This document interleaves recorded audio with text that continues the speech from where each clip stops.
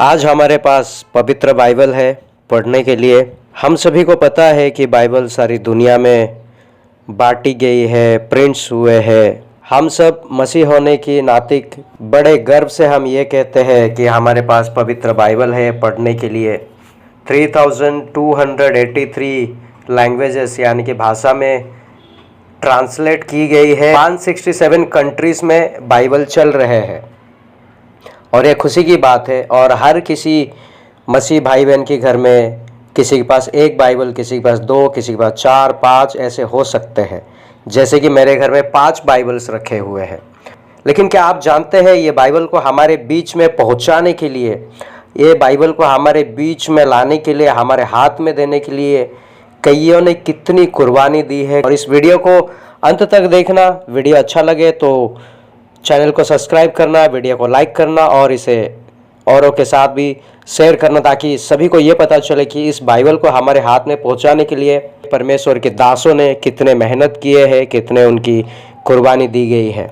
Bibles थी 1300 AD में Hebrew में उसे लिखा गया था, फिर आरामिक, फिर ग्रीक, फिर लैटिन में लिखा गया उसे। 1330 में जॉन विक्लिफ, जिन्होंने लैटिन से इंग्लिश बाइबल ट्रांसलेट किया, वो लोगों को बहुत पसंद आया।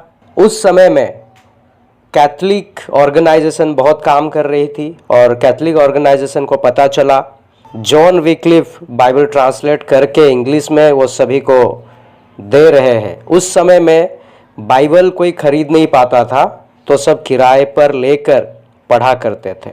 और कैथलिक ऑर्गेनाइजेशन के जो फादर्स थे, सिर्फ उन्हीं के पास बाइबल्स हुआ करती थी और वो जो भी बाइबल्स में लिखा है वो पढ़ के लोगों को सुनाते थे। उस समय में किसी को बाइबल देने की अथॉरिटी किसी के पास नहीं थी। जब जॉन विक्लिफ के ऊपर दबाव बनाया गया, उनको परेशान किया गया, तो उन्होंने इंग्लैंड छोड़ के जर्मनी चले गए और जर्मनी में उनकी मौत हो जाती। उनके बाद आते हैं विलियम टिंडल, विलियम टिंडल, उन्हें कई सारी भाषा की जानकारी थी, जैसे कि Latin, Hebrew, German, Greek, English, और उन्होंने बाइबल को ट्रांसलेट करना शुरू किया इंग्लिश में। आज जो हम किंग जेम्स वर्जन बाइबल देखते हैं उन्हीं की ट्रांसलेट की गई। और जब वो इंग्लैंड में बाइबल ट्रांसलेट कर रहे थे, उसी समय लोगों को कैथलिक ऑर्गेनाइजेशन को पता चलता है और उन्होंने उनका विरोध किया। विलियम टिंडल ने 18,000 बाइबल्स प्रिंट करवाए थे और उसी बाइबल में से कम 3,000 बाइबल को कैथलिक ऑर्गेनाइजेशन लाकर जला दी, क्योंकि वो नहीं चाहते थे बाइबल्स किसी के हाथ में जाए। और विलियम टिंडल ने देखा कि वो बाइबल जो कैथलिक ऑर्गेनाइजेशन के हाथ में है, जो फादर्स पढ़कर सुनाते हैं, उन बाइबल में बहुत सारी कमी है, उन्हें सुधारने की ज़रूरत है। क्योंकि ऐसा लिखा गया है, विलियम टिंडल जब बाइबल ट्रांसलेट करने के लिए बैठते थे, वो हर एक वर्ड को, हर एक शब्द को कई समय लगता था उनको अच्छी तरीके से ट्रांसलेशन करने के लिए। कैथलिक ऑर्गेनाइजेशन को उनके बारे में पता चलता है तो उन्होंने उसका विरोध किया और फिर वो इंग्लैंड से जर्मन चले जाते हैं और वहाँ पे लोकल लोग भी उनकी बाइबल पढ़ के उन्हें बहुत ही अच्छा लगता है और फिर उन्होंने अपना बाइबल लोकल प्रिंटर में भी वो प्रिंट करना शुरू कर दिए। जैसे कि मैंने बताया कि उन्होंने कम से कम 18,000 बाइबल प्रिंट करवाए थे और कैथलिक ऑर्गेनाइजेशन के लोग 3,000 बाइबल को उन्होंने जला दिया। और जब देखे कि विलियम टिंडल रुक नहीं रहे हैं, उनको उनकी अथॉरिटी कैथलिक ऑर्गेनाइजेशन की उनको पकड़ लेते हैं और उन्हें जिंदा जला दिया जाता है, क्योंकि वो नहीं चाहते थे कि बाइबल किसी के बीच में जाए और बाइबल को कोई पढ़े। विलियम टिंडल्स को जब भी मारा जाता है, जिंदा जलाया जाता है, उनका आखिरी शब्द ये था कि हे परमेश्वर, इंग्लैंड के राजा का मन बदल। 1526 AD में फर्स्ट टाइम न्यू टेस्टमेंट बनकर रेडी हो गया। उनको विलियम टिंडल ने बनाया था। जॉन रॉजर्स आते हैं और उन्होंने मैथ्यू बाइबल को प्रिंट किया। उस बाइबल को किंग थॉमस पढ़ाई करते हैं और उन्हें बहुत अच्छा लगता है।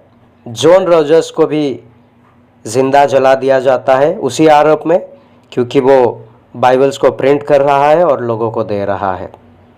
माइल्स कवर्डेल जो विलियम टिंडल्स के असिस्टेंट थे, उन्होंने बाइबल्स को प्रिंट करना शुरू किया ओल्ड और न्यू टेस्टमेंट में, और उन्होंने बनाया बाइबल को completely the great Bible. King Thomas बांटने के लिए आज्ञा देते हैं सारे चर्चेस में, और उसके बाद किंग थॉमस की राज खत्म हो जाती है। फिर आते हैं क्वीन मैरी, और क्वीन मैरी सारे बाइबल्स को जब्त कर लेती है। 1604 एडी में किंग जेम्स अपनी सत्ता संभालते हैं और उनको बाइबल्स पढ़ के बहुत अच्छा लगता है। किंग जेम्स वर्जन्स जो है वो विलियम टिंडल के ट्रांसलेशन की हुई 1611 एडी में सबके बीच बाइबल्स को शेयर किया उन्होंने।